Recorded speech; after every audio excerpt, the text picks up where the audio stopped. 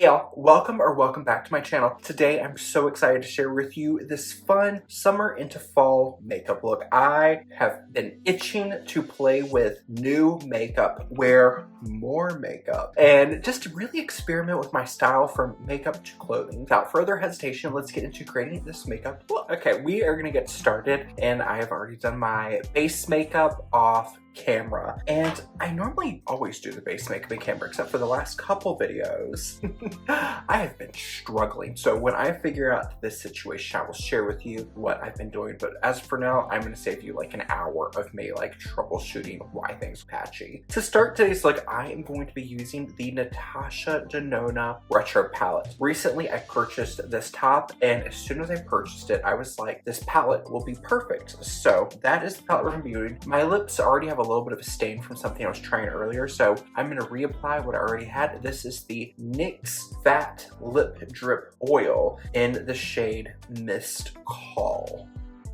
These lip oils are so lovely because they leave a nice stain while adding a nice kind of hydrating, plumping, glossing effect to lips. Perfect for giving the lips a little something while we work on the eyes. So starting off with my Natasha Denona palette, I'm going to start with using my BK Beauty 201 brush and the shade Mod, which is a pale pink, and I'm going to use this as my all over lid shade. I am not 100% certain of the look I want to create today, but I think it's safe to start by prepping my lids with a lighter shade. And the only thing I have on my eyelids right now is a little bit of concealer to prep my lids, followed by my setting powder. And I am using this pale pink shade to prep my lids for other shadows to go on top of. I'm not quite sure what is going on, but recently I felt a lot more adventurous with the makeup looks I've been trying out, and I've been having so much fun. Getting out of my comfort zone and playing with more color than I normally do requires me spending more time getting ready, because makeup is like anything else. I've gone from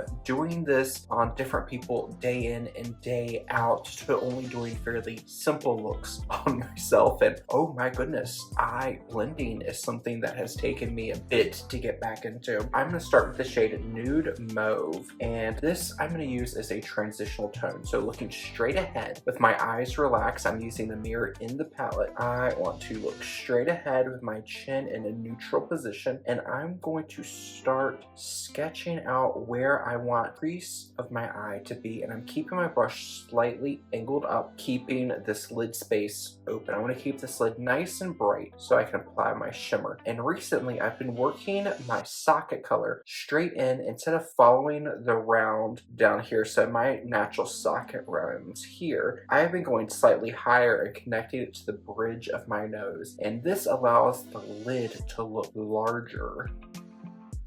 I'm applying 2 layers of the Nude Mauve shade, and that is something I find I have to be a lot more cognizant of when playing with more color. Is you have to be a lot more mindful. I've really grown accustomed to loving my more neutral shades, my K-Beauty formulas, because the K-Beauty formulas, what I love about them is they are a lot more sheer compared to like a Natasha Denona or a Pat McGrath, where you get a lot more payoff up front. So with those more sheer formulas, I have to blend a bit more. Now I'm gonna look straight ahead, go side to side, compare the two. My left eye needs a bit more color to be even with the right side. I'm gonna go back to my previous brush, the 201, and I'm gonna blend right over the edge, mostly concentrating on the top edge. If the lower edge is a little heavy, it's okay, because I'm gonna go a little bit deeper with my socket shade. Switching now to the BK Beauty A502, and I am going to use a mix of the shade Andy and Amara. So the more plum mauve with the slightly rusty red. And using the slightly smaller brush, I'm going to place it in my socket, tilt up slightly, and I'm going to start working little buffing motions. And I'm going to take it about 3/4 of the way across, almost to where my natural socket tends to slope downwards. Instead of pulling all the way through, I'm going to stop there and work my way back and forth. here on the outer corner, I'm just gonna stamp and start pulling up into the direction of the outer corner of my eye. Then I'm gonna go back to the previous brush I used. This is the BK Beauty A503, a little bit larger, keeping the brush angled up, and I'm gonna soften over that lid shade. It's so fascinating because I feel like overall for the last few years we've been seeing this trend of people wearing less and less eyeshadow, but I don't know what it is. I recently have just been wanting to wear more color on the eyes. I want to wear more complexion makeup all around. I want more makeup, and it is so much fun just playing with all the beautiful products and the collection, refreshing my skill set because I haven't really done colorful makeup and more creative makeup looks on other people since, oh my goodness, 2018, 19, like the beginning of 2019 is the last time I did any type of freelance makeup with colorful creative makeup. Getting back in the hang of doing things in a more colorful, more dramatic fashion, that was rough. Things did not go as planned, and there was a lot of taking things off, restarting. But I found, much like in the very beginning, when I was learning how to finesse my skill, take these things I was learning from YouTube or things I had learned in makeup school that I was struggling with, at night before I washed my face and went to bed, I would sit down and play with these techniques that I was struggling with. And you know, every time you practice, you get a little bit better. So now trying to relearn these skills and improve my skill set, I've been doing a little bit of makeup here and there before I wash my face at the end of the night, and it has been so much fun making mistakes, starting over. It's so much fun playing and reintroducing the art of makeup into my life. I'm going to continue using the BK Beauty A502, and I want to use the smallest amount of the shade Groove. Barely press the tip of my brush in, tap off the excess. Instead of tilting my brush up, I'm going to keep it straight ahead, starting here on the outer corner of my eyes. I'm going to do little bouncing motions, and I'm going to take the shade to the highest point of my pupil. So looking straight ahead, bounce, bounce, bounce, bounce, bounce, following the curve. Here's my pupil, that is as far inwards as I'm going to go. Bounce out. I'm keeping my motions very, very small, and then I can go back and forth. Wiggle the brush to start diffusing the shades. Already, I love how these colors are pulling out the greens in my eyes. That's something I've missed with color. A lot of times when we're playing with color, you can see a lot more of a drastic effect with your eye color because you're having more contrast. A lot of times the more browns and neutral shades can be quite similar to the colors that we will find in our skin. But when you start using more reds, blues, purples, anytime we use something that is opposite or contrast the color of the iris or the colored part of our eye, it just creates more visual interest, and it's so much fun. I'm going to go back to the BK Beauty A503, and I'm going to use just a pinch of the shade Mod on the tip of my brush, right over that deeper shade we applied to our socket line. And I'm going to windshield wiper motion back and forth. When I get to the outer corner, I'm going to use this to almost start shaping the outer corner. And the trick is you want to use a shade that is similar to your skin tone. If it's too light or too deep, you're not going to get the same effect. This is very close to my skin tone, but slightly more pink. And this is going to allow me to soften off my edges and further blend my shadows. And every now and then I like to stop, look side to side, see where my shadows, I can even them out. Now I'm going to switch to a smaller brush. This is the BK Beauty A504, and I'm going to use a small amount of Rebellion. And I want to mix it with just a pinch of the dark brown called Opart. And I'm going to use this straight on here in the outer corner of my eye, just to add the most depth. I'm almost working this up in a straight line, pressing it in, pressing my brush in, letting the bristles nestle into the socket of my eye. Before I go back and blend, I'm going to get a little bit more product on my brush and repeat these same steps on the other side. So again, look straight ahead, use the brush, press into the socket of the eye, almost working your way in a straight up and down motion. Then once I have that on both sides, I'm not going to put any additional product on. I'm going to go back over and gently pull that deepest shadow slightly outward. So I'm not dragging my brush, it's almost press and flick. Again, working that same up and down motion. Once I've got that pressed out, I'm going to then gently buff, and then I can pull it slightly inwards to create a gentle feathered motion, which will help blending our next step. Now you can do this part with a brush or your finger. I've been loving using my finger, and I'm going to take the duochrome pink called Glitz. This is like a bubblegum pink that shifts with a rose gold, and using my finger, I press it here on the very inner corner of my eye, working it on to the inner quarter of my eyelid, almost filling on my eyelid where my eyeball starts to round. I'm going to take it from the inner corner to that initial round, and I just love using my finger because it presses the shimmer into the lid and creates just a really beautiful smooth effect. Next, I'm going to continue using my finger, and I'm going to use this taupey plum shade called Jude, and I'm going to use that on the center of my lid, working towards the outer corner, pressing, keeping this up below the crease line. And once I have that covered, I'm going to then gently feather over using my finger with the previous shade. While I'm blending this shade, I find that I want to soften out the outer corner on my left eye a bit. But before I go into that, I want to finish off my eyelids. Once you get everything else blended out, any little spots that you see that you want to finesse are going to be a lot easier. Next, I'm going to take the shade Helio, and this is a ruddy, almost like a ruddy red bean shade, and I'm going to use this now just to press right on top of my eyelid. This is going to overlap the two previous shades we applied, and I just love the effect that you get when you apply this shade on top. This is not a must. If you like that more gradient look that we have on this side, leave it here, but I love this melange of shades that we create using the different shimmers layered. For people who are into seasonal color analysis, we are reducing the contrast by adding that third shade from the lid to the socket line. So that way, if you're someone who has more low contrast coloring, then you're gonna have less contrast and keep that visual harmony between the rest of your coloring in your eyeshadow. I'm going to go back to my large fluffy blending brush, and I am just gonna work this right through the socket, blending right over, letting the corner of the bristles whisper into the shimmer eyeshadow, and then I can feather out.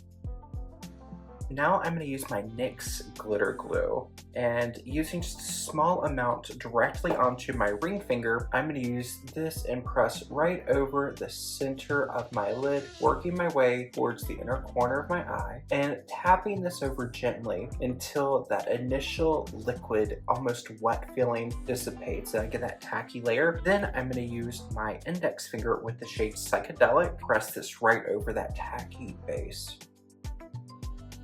This step, I just feel like takes the eyelid look to the next level. It almost creates this like 1970s disco shimmer look that I absolutely love. I've just been having so much fun creating these really beautiful, colorful clouds of makeup, and I cannot get enough. I'm excited to see what happens as I continue to experiment with these looks and the blend gets better. Now I've got my Too Faced Better Than Sex eyeliner in the shade Chocolate, and I'm going to do my eyeliner with this. So I want to start by looking straight ahead, find the direction in which my lower waterline is going, and then I want to start gently tracing out my lower line. Got a little bit of a wiggle right there. Don't worry, we'll come back and fix that in just a moment. Before I fill it in, I am going to go ahead and map it out on the other side. Once I have both sides mapped out, then I will pull the liner in, looking straight ahead. I'm going to pull back in a little bit and then into my eyelid. And then once I have it pulled in, I'm just going to fill in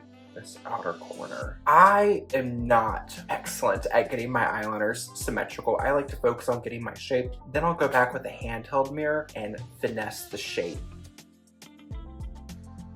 For my cheek makeup, I'm going to start off with my highlighter, and I'm using the MAC Mineralized Skinfinish in the shade Soft and Gentle. This is something I saw in my drawer the other day, and I'm like, oh my goodness, I have not used this in quite a while. And when I first started working in makeup, this was one of the first products I remember going over to the MAC counter and purchasing, because everyone was using MAC Soft and Gentle Mineralized Skin Finish as their highlighter. If they had deeper skin, then it was, I think the shade's called Global Glow. Those were the two big highlighters at the time. And I think there was also one, I think it was called, I also had it, it was like Tiki Glow or something like that from the brand Hard Candy, which you could get at Walmart.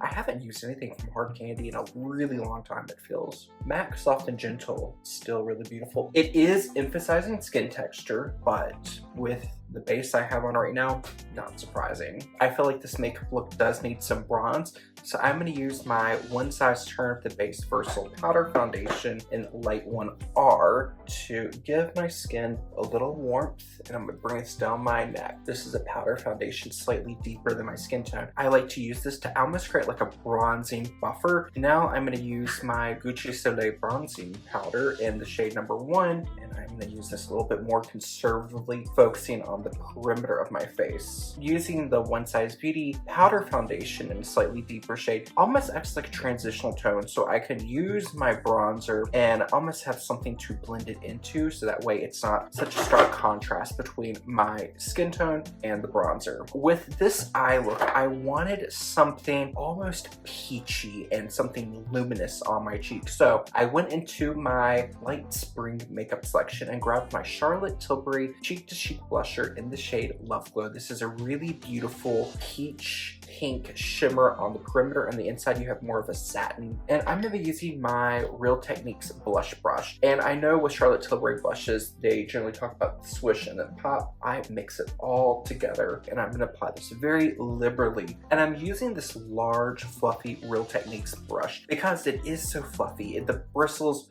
are not densely packed, so I can really build up and create these thin layers of blusher without feeling too heavy. Next, I am going to use one of my Chanel powder blushes, the Chanel Jus Contraste in the shade 170 Rose Glacier. And this blush has got a bit more pop, but this is almost like a blue-based rose pink mixed in with a golden pearl. So it's going to carry off the more blue-pink tone of the eyes, but the shimmer is going to play with my highlight and my previous blush shade. So we are going to get a nice blend of shades, and I'm almost taking this right under my eyelid just to tie it in a little bit here on the center of the face.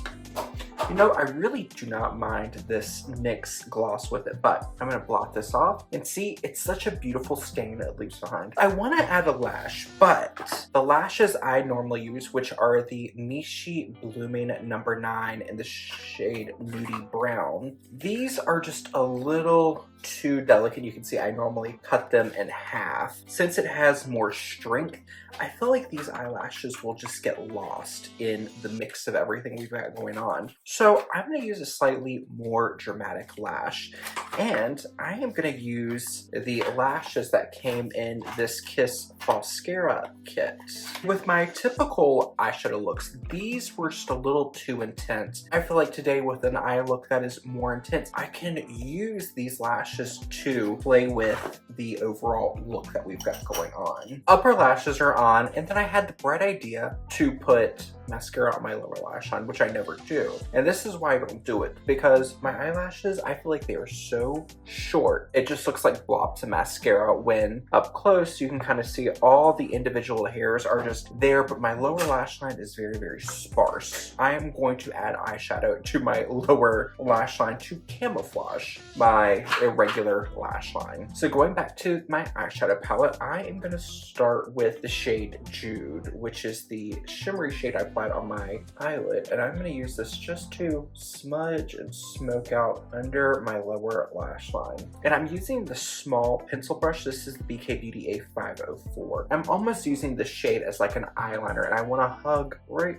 under my lower lash line. Slightly larger brush is the BK Beauty A502. It's the shade Helio, which is the rusty shade we applied on top. And I'm going to use this to further blend down. I'm going to use this shade and go right down to the hollow of the lower eye. So going right down here to the socket line of my lower lash line, and then tying it up to meet the outer corner of the eyeliner. If you're someone who is predisposed to having dark circles under your eye, then maybe this isn't the best option for you. But for me, my under eyes appear to have darkness because I have a tear trough, and the tear trough is slightly receded. But where I go slightly lighter and brighter with my under eye concealer, it helps to flatten that area out a bit. And now when I go back in and smudge under, it's going to help brighten it up. I'm going to use the shade Mod with my BK Beauty 201, and just like I did on the upper lash line, angle my brush upwards, work side to side, buff kept forever artist color pencils, and I purchased the shade Endless Cacao number 506. I have just been curious about trying out a